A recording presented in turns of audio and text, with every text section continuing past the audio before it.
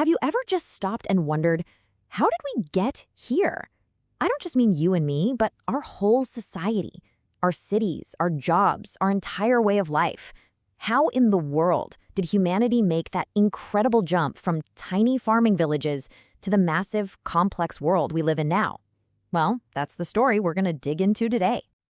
You know, for most of human history, life was pretty simple. It was all about the farming village. Think small groups of people, a really simple social ladder, and pretty much everyone's job was tied to growing food. But then, something completely new shows up. The city.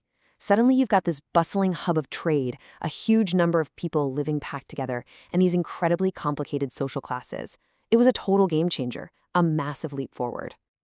So the big question is, how did that happen? What was the secret sauce? What transformed a bunch of mud huts into a thriving metropolis? And what exactly makes a city, a civilization? That's the puzzle we're going to crack together.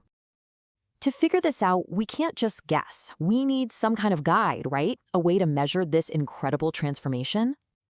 And lucky for us, historians have basically given us one. They've developed a blueprint. They say a civilization is a complex culture that has 5 core characteristics. These are the key things that make it totally different from those smaller, simpler communities.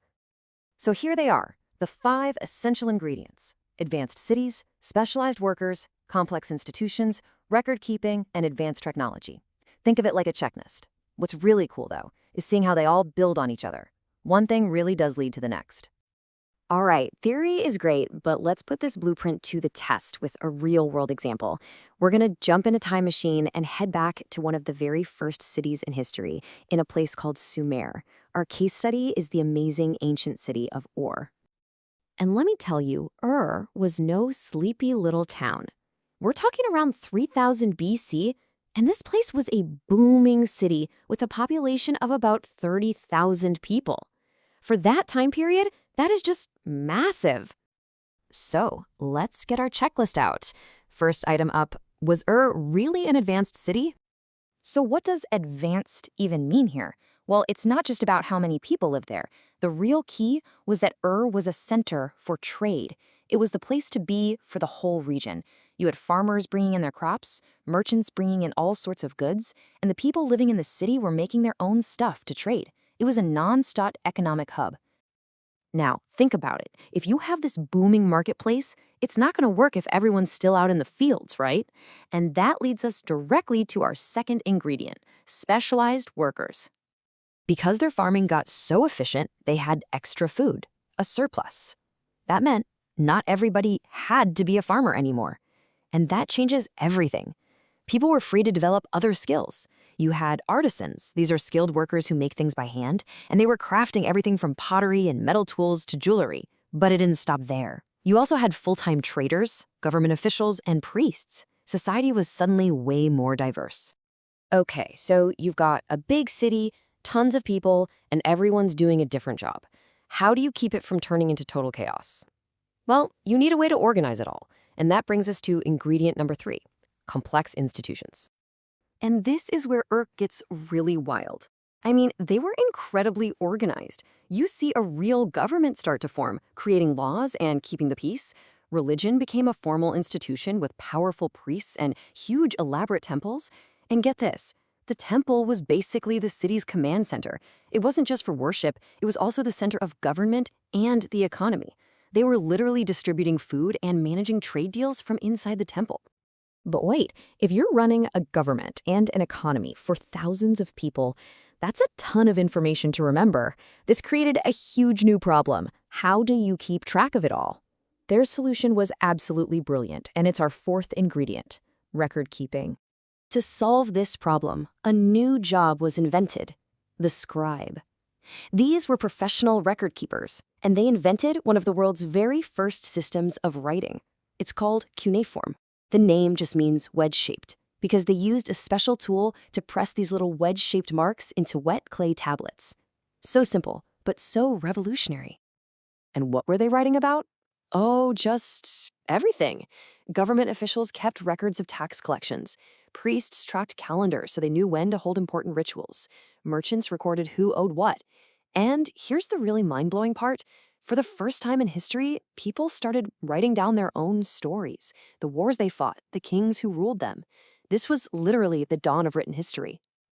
Now, all of this incredible complexity, the trade, the institutions, the record keeping, it couldn't just happen on its own. It was all supported by our final ingredient, advanced technology.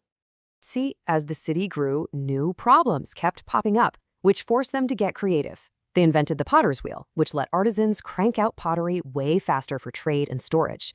Then there was the plow. This was a huge deal. It let them use animals to do the hard work, which meant way more food, and that food surplus is what made all the specialized jobs possible. And then came bronze. By mixing copper and tin, they created a metal that was so much stronger, making better tools and weapons. It was such a big deal, it kicked off a whole new era we called the Bronze Age. So, we've seen all 5 pieces of the blueprint. But what did that actually feel like? How did it all come together in a normal day? Let's try to paint a picture and imagine a day in the life of ancient Ur. So, picture this. Outside the city walls, farmers are using those new ox-driven plows to till the fields. Inside the walls, it's a hive of activity. Artisans are in their shops, and you can hear the clang of hammers making bronze spearheads. Over in the bazaar, the big marketplace, merchants are yelling and haggling. There's no money yet, so they use barter, trading goods and services directly. And if a deal got tricky, say trading a donkey for a future payment of barley, you just call over a scribe to carve the contract onto a clay tablet right then and there. And looming over all of this is the ziggurat. This was a massive, pyramid-shaped temple, the tallest and most important building in the entire city. Its name means Mountain of God, and it really was the physical and spiritual center of everything, the heart of life in Ur. So that's Ur, one of the first true civilizations. But why does this ancient city matter to us today, thousands of years later? Well, let's talk about the blueprint's lasting legacy. Because here's the key takeaway. Those fundamental patterns they figured out in Ur, they're still with us. The way we live in cities, work specialized jobs, form governments, and run economies. All of it rests on the foundation that was built way back then. Ur gave us the blueprint for civilization. It set the stage for everything that followed. And that leaves us with one final big question to think about. What will our blueprint, the one we're building today, give to the future?